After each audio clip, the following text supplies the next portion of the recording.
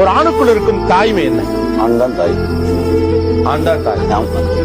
இன்னும் சொல்லணும், பெண்ணை விட சிறந்த தாய் ஆண் சொல்லணும். எல்லா வழிகளையும் சுமந்துக்கிட்டு எதையுமே வெளிக்காட்டாம, ஏன்னா பெண் கூட பல நேரத்துல பஸ்ட் அவுட் ஆயிடுவாங்க.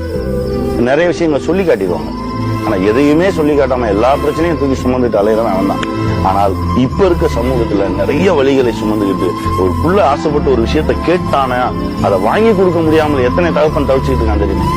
அதனால நான் ஆணே தாயின்னு தான் சொல்லுவேன். ஆணே தாய் தான்.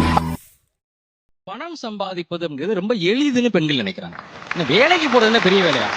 காலையில இருந்து 10ல இருந்து 6 மணி வரைக்கும் வேலை பார்த்துட்டு வரது பெரிய விஷயமா பேசிட்டு இருக்க அப்படின்னு சொல்றது ஒரு ஆணுக்கு அவ்வளவு வலிக்கும்.